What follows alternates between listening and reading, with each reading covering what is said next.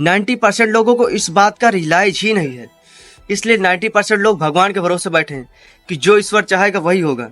कि भगवान के भरोसे मत बैठिए, क्या पता भगवान आपके भरोसे बैठा हो। कोई दूसरा बैठा है जो हमारी लाइफ को बना रहा है, तो हमें कुछ करने की आवश्यकता नहीं। फिर तो जीवन में जो लिखा होगा, आपने सुना ही होगा कि जो लिखा है वो मिलकर रहेगा और जो नहीं लिखा है वो नहीं मिलेगा।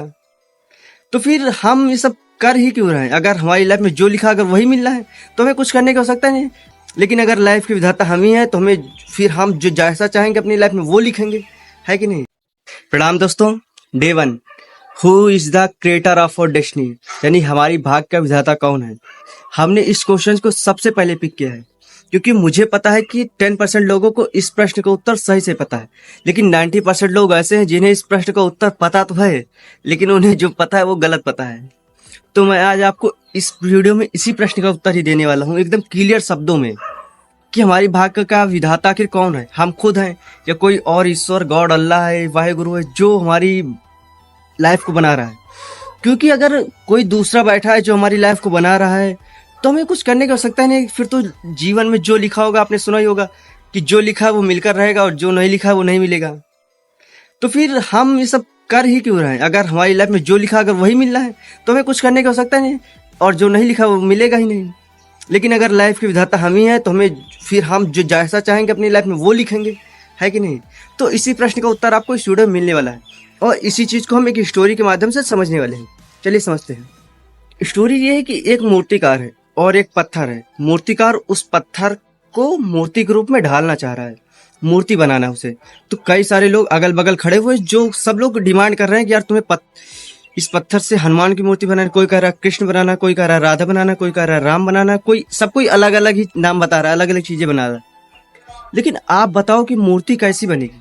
जो लोगों के दिमाग के अंदर है वो बनेगी या जो मूर्तिकार के अंदर है, जो मूर्तिकार अपने अंदर सोच रहा है वो मूर्ति बनेगी?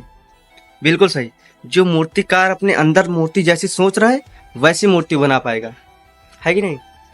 तो मूर्तिकार उस छेड़ी हथौड़े से पत्थर को तोड़ रहा है, मूर्ति उसने बनाई और उसके दिमाग में जो मूर्ति थी, यानी उसके दिमाग में कृष्ण की बनाने की सोच रहा था, तो उन्होंने कृष्ण की मूर्ति अच्छे से बनाई। अच्छा बताओ, मूर्ति कहीं बाहर से प्रकट हुई या उसी पत्थर के अंदर ही थी? मूर्ति उसी पत्थर के अंदर ही थी। बस मूर्तिकार ने क्या किया है कि जो अनवांटेड पार्ट थे, जो उस मूर्ति के लायक नहीं थे, जो उस मूर्ति को पत्थर के रूप में ढाले हुए थे, उन्होंने उस सारे पार्ट को हटा दिया और मूर्ति अपने आप ही प्रकट हो गई। जो अनवांटेड पार्ट थे वो सारे हटा दिया, मूर्ति उसके अंदर ही अच्छी बनी रखी हुई थी। यानी कि उसी पत्थर के अंदर ही दुनिया की सबसे अच्छी से अच्छी मूर्ति है। लेकिन उस मूर्तिकार को अगर उस रूप में ढालना आता है तो उसी पत्थर से ही अच्छी से अच्छी मूर्ति बना सकता है। और आपको जानकर ये बहुत ताजुब होगा कि ये हम किसी मूर्तिकार या पत्थर की बात नहीं कर रहे हैं, हम अपनी बात कर रहे हैं, हमारी बात कर रहे हैं कि हम ही वो पत्थर है, हम ही वो मूर्तिकार है जो अपनी लाइफ को बना रहे हैं। हम ही अपनी लाइफ को बनाते हैं, हम जैसी चाहे अपनी लाइफ को वैसी बना सकते हैं। जी हाँ दोस्तों, हम खुद ही अपनी भाग्य के विधाता हैं। हम जैसी चाहे वैसी अपनी लाइफ को बना सकते हैं। जितनी अच्छी चाहे उतनी अच्छी से अच्छी बना सकते हैं और जितनी बुरी से बुरी चाहे उतनी बुरी से बुरी बना सकते हैं।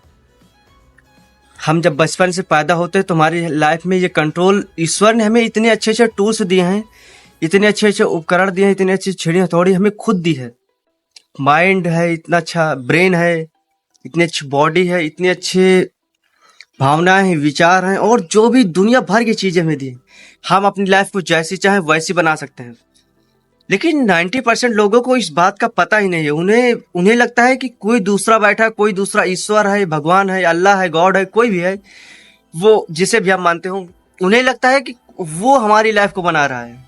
वो हमारी लाइफ को, जो आज हमारी जो स्थिति है वो हमारी वजह से नहीं है, वो कोई दूसरा मतलब ईश्वर ने हमें ऐसा चाहा इसलिए हम इस वजह से हैं।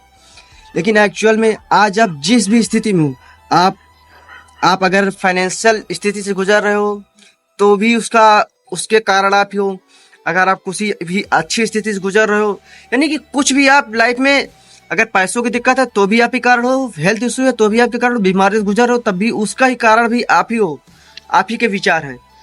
और आप किसी भी लेवल पे हो, वेल्थ किसी भी लेवल पे हो, रिलेशनशिप किसी भी लेवल पे हो, आप उसका कारण सिर्फ और सिर्फ आप ही हो। अगर पैसा ज्यादा है तो उसका भी कारण आप हो, पैसा कम है नहीं है तो भी उसका कारण आप। लेकिन हमें इस बात का रियलाइज ही नहीं कि हम ही अपनी भाग्य के विधाता हैं। हम ही अपनी लाइफ को बना रहे हैं, हम ही अपनी लाइफ को बिगाड़ रहे हैं। 90% लोगों को इस बात का रियलाइज ही नहीं है। इसलिए 90% लोग भगवान के भरोसे बैठे हैं कि जो ईश्वर चाहेगा वही होगा। नहीं दोस्त, जो आप चाहोगे ईश्वर वही करेगा। जैसा आप सोचोगे वैसा ही होगा। कि भगवान के भरोसे मत बैठिए, क्या पता भगवान आपके भरोसे बैठा हो। अब आप कहोगे कि यार मैंने सोचा तो बहुत कुछ कि मुझे ये मिल जाए, मुझे वो मिल जाए, लेकिन कहाँ मिला आज तक।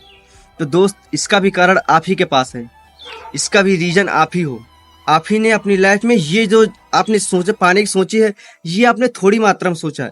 लेकिन आप अपनी लाइफ में पैसों की कमी है, ये सब चीजें हैं, वो सब चीजें हैं, मेरी हेल्थ इश्यू है, मेरी बीमारियां हैं, ये सब चीजें आपने जाने अनजाने अपने आप ही अपने अंदर ग्रैब कर लिया, अपने अंदर इतना ज्यादा अडाप्ट कर लिया है कि वो सारी बीमारियां, वो सारी पैसों की तंगी अपने आप ही आपके लिए जीवन में आ गई है। हमें हमेशा जीवन में एक चीज सिखाई गई, एक चीज नहीं सिखाई गई, यानी पैसा कमाना सिखाया गया, लेकिन और जो भी चीजें मतलब रीच कैसे होना हमने सीखा ही नहीं है। इस वजह से हमारी ये हालत है, इस वजह से हम लोग इस स्थिति से गुजर रहे हैं। तो आपकी लाइफ में किसी भी स्थिति में हो, आप इतना समझ लो कि उसकी अपनी भाग्य के विधाता आप खुद ही हो। आप जैसी चाहो वैसे अपनी लाइफ को डिजाइन कर सकते हो, जितनी बुरी से बुरी चाहे, जितनी अच्छी से अच्छी चाहे। बस हमें इस बात का पता नहीं है कि हमें अपनी लाइफ को डिजाइन आखिर करना कैसे है। अच्छा आप बताओ, मूर्तिकार मूर्ति को कैसा बना पाएगा? जैसी मूर्ति की स्मृति चित्र उसके माइंड के अंदर है, वैसी मूर्ति तो बाहर बना पाएगा। लेकिन भगवान ने हमें दे दिया है कि आप जैसी चाहो वैसी मूर्ति बना सकते हो, जितनी अच्छी चाहो उतनी अच्छी से अच्छी बना सकते हो। उसी पत्थर के ही दुनिया की सबसे अच्छी मूर्ति छिपी है। बस मैटर ये करता है कि मूर्तिकार को मूर्ति कितनी अच्छी बनानी आती है। उसे जितनी अच्छी मूर्ति ढालने की प्रैक्टिस होगी, जितना अच्छा अभ्यास होगा, वो उतनी अच्छी मूर्ति बना पाएगा। और अगर अभ्यास नहीं होगा तो मूर्ति को हो सकता है पत्थर को तोड़ ही दे, नहीं बना पाए। बस ऐसा ही हमारी लाइफ में भी है। हम भी अपनी लाइफ की अपनी मूर्ति को अपने आप को जैसा चाहे वैसा ढाल सकते हैं। जितनी अच्छी से अच्छी चाहे अपनी लाइफ को उतनी अच्छी से अच्छी बना सकते हैं। बनानी आती होगी तो हम बहुत अच्छी बना सकते हैं, दुनिया के सबसे अच्छे इंसान बन सकते हैं। अगर नहीं बनाना आता तो हम कुछ भी बनते चले जाएंगे, उसमें क्या है फिर। शाहरुख खान का एग्जाम्पल लेके समझते हैं हम लोग। शाहरुख खान को देखो, आज उनका मतलब लोगों के दिलों पे राज है, और जो मुंबई के या फिर दुनिया के लोगों के दिलों पे राज करते हैं। लेकिन क्या वो एक्चुअल में, क्या उन्होंने पहले ऐसा सोचा होगा, कभी ऐसा अपने आप को ढाला होगा? क्या बचपन से वो ऐसे थे? क्या हमेशा से वो ऐसे ही रहेंगे? नहीं, उन्होंने बुक्स पढ़ी, उन्होंने चीजें सीखी, उन्होंने अपने आप को उस रूप में ढाला, वो ज्ञान लिया कि वो अपने आप को कैसे दुनिया में ऐसे इंसान बना सकते हैं जिसका पूरी दुनिया के दिलों पे राज हो, जिसका दुनिया के दिलों पे राज हो। उन्होंने अपने स्मृति, अपने माइंड में वैसी चित्र बनाई, और आज देखो उनका दुनिया के दिलों पे राज है एक्चुअल में। तो कुछ भी बाहर होने से पहले अंदर हुआ। तो वैसे उन्होंने अपने आप को, उन्हें अपने आप को उस मूर्ति के रूप में ढालना आता था, अपने आप को उस रूप में ढालना जानते थे कि वो अपने आप को दुनिया के दिलों पे राज करवा सके। इसलिए आज उनका दुनिया के दिलों पे राज है। लेकिन हम लोगों की कमी ये है कि बस हमें इतनी सी चीज नहीं आती है कि हमें कैसे अपने आप को उस रूप में ढालना है। मतलब हम एक अच्छे मूर्तिकार हैं ही नहीं। हमें बस इतना करना है, हमें बस इतना सीखने की जरूरत है कि एक अच्छे मूर्तिकार कैसे बने, जो अपने आप को, जो अपनी मूर्ति को जितनी अच्छी से अच्छी चाहे उतनी अच्छी से अच्छी मूर्ति बना सके। हम अपने आप को जिस रूप में ढालना चाहें उस रूप में ढाल सके। हमें बस इतना सीखने की जरूरत है कि हम अपने आप को जैसी लाइफ देना चाहते हैं, जितनी अच्छी जिंदगी जीना चाहते हैं, जितनी अच्छी जिंदगी हम जीना चाहते हैं, हम बनना चाहते हैं, जो बनना चाहते हैं, हम उस रूप में खुद को ढाल सके। हमें बस इतना सीखने की जरूरत है। अगर हम अपने इस चीज को सीख लिया तो अपनी लाइफ को जैसे चाहे वैसे ढाल सकते हैं। जितना बेहतर से बेहतर खुद को बनाना चाहे उतना बेहतर से बेहतर बना सकते हैं।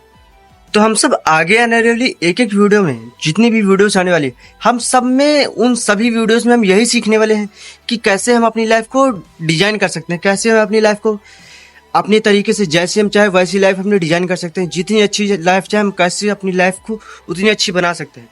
एक पेंटर उतनी अच्छी पेंटिंग बना सकता है जितनी अच्छी पेंटिंग बनाने की कला उसमें है। लियोनार्डो दा विंची ने वर्ल्ड की सबसे बेस्ट पेंटिंग बनाई। क्यों? क्योंकि उनके अंदर बनाने की वो कला थी, उन्होंने वो कला सीखी थी, उन्होंने अपने अंदर वो कला डेवलप की थी। जितनी अच्छी कला उनके अंदर थी वैसी उतनी अच्छी कला उस पेंटिंग में दिखी। वर्ल्ड की सबसे बेस्ट पेंटिंग बनाई। तो अगर हमने भी इस चीज को सीख लिया, हमें भी अपनी लाइफ को जैसी चाहे उतनी बेस्ट, वर्ल्ड की सबसे बेस्ट डिजाइन अपने आप को वर्ल्ड का सबसे बेस्ट डिजाइन करना सीख लिया तो अपने लाइफ को वर्ल्ड का सबसे बेस्ट बना सकते हैं।